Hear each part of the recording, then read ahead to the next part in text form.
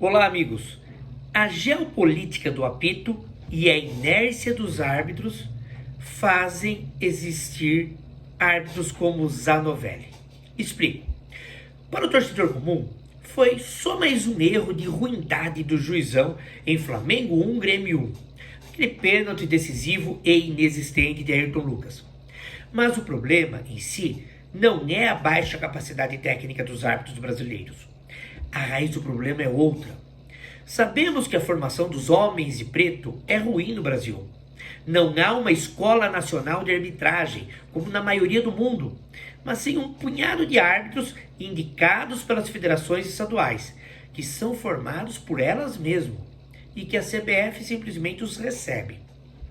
Perceba o seguinte: não é a CBF que descobre um árbitro no interior do Piauí e o integra no quadro nacional por considerá-lo um talento, mas sim a Federação do Piauí, como poderia ser de Tocantins, de São Paulo, de todos os demais estados, pois elas que formam os nomes que a comissão de árbitros trabalhará e que acabam indicando. Eles chegam ao Brasileirão formados com suas características regionais, um estado mais rigoroso, outro que deixa o jogo rolar mais, e cada um com o seu jeitão. A CBF, eventualmente, tenta uniformizar os critérios e não consegue, pois afinal de contas, não treina toda hora. A verdade é, tudo isso se tornou conveniente por dois problemas sérios: a falta de meritocracia dos árbitros que acendem os principais jogos, ocorrida por interesses políticos, e as más orientações que recebem, que muitas vezes os árbitros sabem que há equívocos, mas se calam. Veja só. Primeiro, o escudo FIFA é um instrumento de troca política há décadas. Para as federações, é um prestígio enorme dizer que seu árbitro pertence ao quadro internacional, e os seus cartolas regozijam-se na vaidade de seus pares. Sabedora disso, a CBF nem sempre indica ao quadro internacional o melhor nome, mas o que interessa para acordos políticos.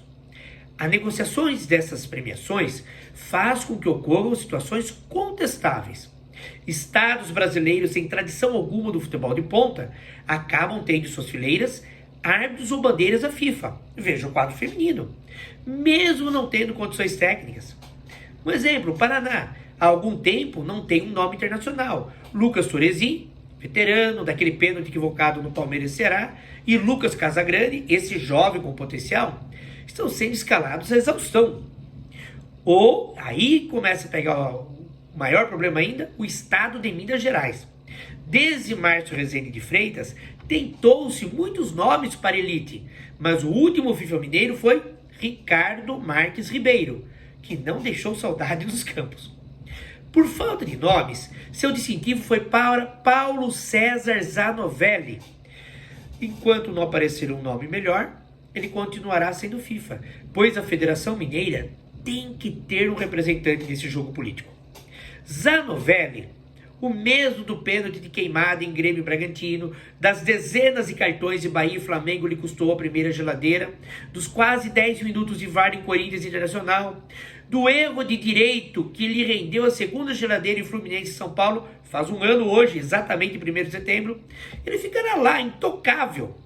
O chefe dos árbitros da comissão de arbitragem, o Rodrigo Martins Sintra, que foi empossado pelo grupo político de Edinaldo e Reinaldo Carneiro Bastos, entende bem como funciona a sistemática e garantiu seu cargo mantendo a política da gestão Samir Chaudi e Ricardo Teixeira.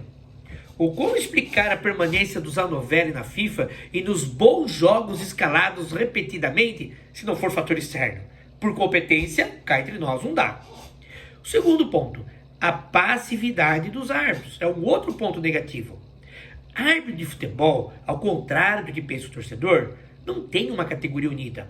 Embora exista uma única situação: quando um jogador sacaneia o juiz, outro árbitro vai lá vingá-lo, entre aspas, e o atleta fica marcado. Isso é verdadeiro. Mas em geral, o árbitro que fica em casa, que não está escalado, que não ganha dinheiro com isso, torce contra o seu colega, pois queria estar no lugar dele. Como não há profissionalismo formal, nenhum juiz quer ficar no sofá vendo seus pares apitando no Morumbi, no Maracanã ou no Mineirão. Acomodados, os árbitros não batem de frente com o sistema e nem se unem contra ensinamentos errados. Prova disso são os pênaltis da regra 12B, B de brasileiro, em referência à verdadeira regra 12, que fala de bola na mão e mão na bola, mas que nós fazemos errado. Criamos uma regra à parte, a 12B. Em 2014, o Jorge Larrionda, ex-árbitro, instrutor Conmebol, ousou dizer aos árbitros que, em caso de dúvida, era mais fácil marcar infração na bola do que mandar seguir o jogo. Ou seja, bola bateu na mão, dê falta. Por quê? Porque ele alega que é muito interpretativo, daria polêmica de qualquer jeito e torcedor, jogador, ninguém sabe da regra. Ninguém teve peito de contestar isso. Mesmo a própria regra, clara, explicando que são apenas intenção e movimento antinatural as duas únicas condições para te marcar. Com isso, virou queimada no Brasil. Qualquer mão é falta ou pênalti. Avalie no próprio jogo do Flamengo contra o Grêmio. O defensor, o Ayrton Lucas, ele quis colocar a mão de propósito na bola? Ou ainda, deixou o braço para que ela batesse nele, tirando proveito de um movimento não fisiologicamente normal? Claro que não. Foi um movimento natural de corrida. E bater a bola na mão é causalidade, é casual. E o jogo deve seguir. E, para piorar, muitos comentaristas de arbitragem, que eventualmente frequentam eventos da CBF e algumas festas, acabam fazendo malabarismos para justificar essas marcações bizarras, como se defendessem a causa. No mundo ideal, os melhores apitariam. Os árbitros seriam formados e treinados por pessoas competentes da CBF, e não pelas suas federações, e os aspectos políticos deixados de lado. Óbvio, os pênaltis inexistentes e os jogos picados por excessivas faltas, todo contato físico virou falta no Brasil, né? Mas tudo isso não existiria mais. O problema é, onde estão as pessoas competentes e livres de amarras para fazerem isso? Convido, assista a algum jogo da Premier League e reveja na sequência Cruzeiro e São Paulo apitado por Daronco no último sábado. Ou o próprio Corinthians e Palmeiras no domingo apitado por Ramon Abate Abel. É outro esporte, é outro tempo de bola rolando e outra dinâmica. Não podemos normalizar os pênaltis à brasileira, esses da regra 12B, nem aceitar sem contestar os jogos maltratados por inúmeras faltinhas no meio de campo sem bola rolando. Precisamos fazer algo.